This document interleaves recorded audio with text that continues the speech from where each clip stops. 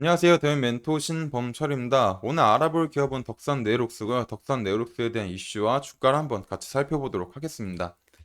그래서 이제 덕산 네이록스를 오랜만에 촬영하기 때문에 이제 지난 얘기 다시 잠깐 하자면 결국에 이렇게 스마트 OLED 시장이 좋지 않았던 건 스마트폰 중심으로 형성된 OLED 시장에 대해서 이렇게 출하량이 감소하게 돼서 실적이 그렇게 좋지 않았다라는 점이죠.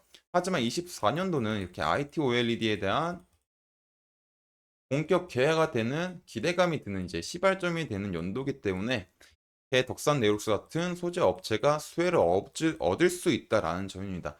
그렇기 때문에 이제 덕산 네이록스는 또한 이제 글로벌 2의 OLED 소재 기업으로서 이렇게 삼성 디스플레이에 납품을 하는 회사죠.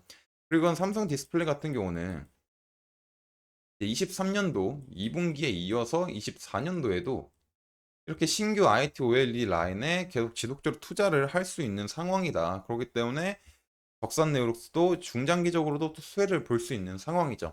그리고 또 하나는 이제 아이패드에 대한 수혜를 볼 수 있다라는 점이잖아요. 그리고 이 아이패드에서 중요한 게 결국에 투스택 텐덤이다. 그리고 더블 레이어라는 거죠. 결국 이제 OLED를 위에 하나의 OLED 더 올린다. 그렇기 때문에 들어갈 수 있는 소재 양이 기존에 사용됐던 것보다 1.5배에서 2배 정도로 증가될 수 있기 때문에 이로써 소재 업체로서의 매출액이 더 올라갈 수 있는 상황이 될 수 있는 거죠. 그리고 이제 지속적으로 애플 같은 게 아이패드뿐만 아니라 26년이 되면 미니 시리즈에도 이렇게 OLED 탑재할 예정이고 또 노트북, 태블릿 이런 것 등에도 이제 계속적으로 투입할 거기 때문에 이제 OLED 소재 업체로서 이제 수혜를 얻을 수 있다라고 했었죠. 또 하나는 이제 블랙 PDL이었죠. 이제 블랙 PDL에 대한 사용을 하게 되면은 이런 배터리에 대한 효율도 개선가 되고 이런 디스플레이에 대한 두께도 감소 효과가 있다. 그렇기 때문에 이제 앞으로는 폴더블이나 다른 IT 패널에 이런 블랙 PDL을 사용할 수 있는데 덕산 네오룩스가 이런 블랙 PDL을 만드는 회사다. 그러면서 이로 인해서 또 한 번의 수혜를 입을 수 있는 기대감이 있다라는 거죠. 그렇기 때문에 지금 당장 24년도가 이렇게 어떤 개화가 되는 시점이기 때문에 OLED로서 생각보다 많은 LCD를 많이 대체를 하지 못하더라도 지속적으로 OLED에 침투할 거기 때문에 24년보다도 이제 25년이 더 좋을 수도 있는 회사다. 그래서 앞으로의 행보가 이제 좋지 않을까라고 기대감이 든다라는 거였습니다. 주가를 한번 살펴보자면 일단은 지속적으로 이제 하락을 하다가 다시 반등이 오고 지금 특정 매물대 안에서 놀고 있다라는 걸 우리가 볼 수 있죠. 그래서 지지 구간이라고 보게 되면은 크게 보면 이렇게 있고 중간에 이런 매물대가 있다라는 겁니다. 그래서 이제 차트를 조금 더 확대해서 보자면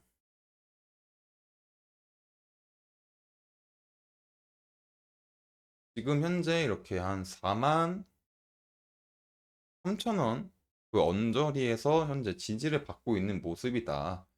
그리고 이제 위에 매물대로는 이제 한 4만 6천 원 분이 있겠네요. 그리고 일단 아직 추세 자체가 지평선이 하방으로 향하지도 않고 이렇게 상방으로 향하지도 않고 있고 내 단기 추세선은 밑에 있고 모여 있다. 그럼 어떻게 보면 혼조세다라고 볼 수 있고 단기적으로는 이렇게 조금 밑으로 빠질 수 있는 모습이기 때문에 단기로는 하락이라고 할 수도 있겠지만 아직까지는 지금 43,000원 부근을 잘 지켜주고 있죠. 그렇기 때문에 여기를 잘 지켜준다라고 했을 때는 다시 이렇게 위로 올라올 수 있는 상황도 만들어질 수 있는 거고요. 그리고 일단 덕산 네로스 자체가 지금 당장 뭐 주가를 바로 못 올리지 못하더라도 앞으로 이제 수혜를 중장기적으로 받을 수 있는 기업이기 때문에 지금 당장 못 올리더라도 앞으로 이제 상승할 수 있는 모멘텀은 꾸준히 나올 거다. 그렇기 때문에 기대를 할 수 있지 않을까라고 생각을 합니다. 그래서 만약에 이제 다시 반등이 왔을 때는 그런 46,000원 부근이 이제 저항 라인이니까 눌릴 수는 있겠죠. 눌려도 이제 한 이 절반 부분 한 45,000원 부근을 잘 지켜주면서 다시 이제 이평선들이 배열을 갖추면 상승을 하면은 좀 추가 반등이 나올 수도 있는 상황이 나오지 않을까라고도 우리가 생각해 볼 수 있을 것 같습니다.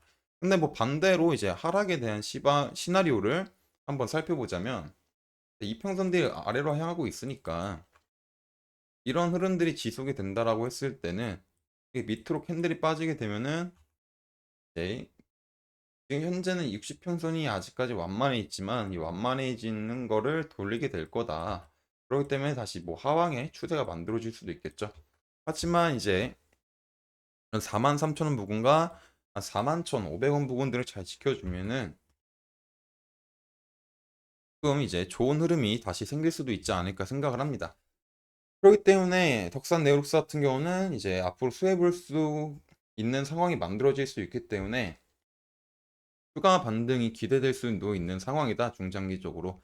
하지만 이제 아직까지는 이평선들이 정확하게 배열을 갖춰지고 있지 않기 때문에 일단 당장은 43,000원 부근을 잘 지켜준지 확인 한번 해보고 그 다음에 이제 잘 지켜주고 반등이 나왔을 때는 다시 이평선들의 배열이 어떤지 한번 살펴본 다음에 이제 시나리오 상승에 대한 시나리오를 생각해보면 될 것 같습니다.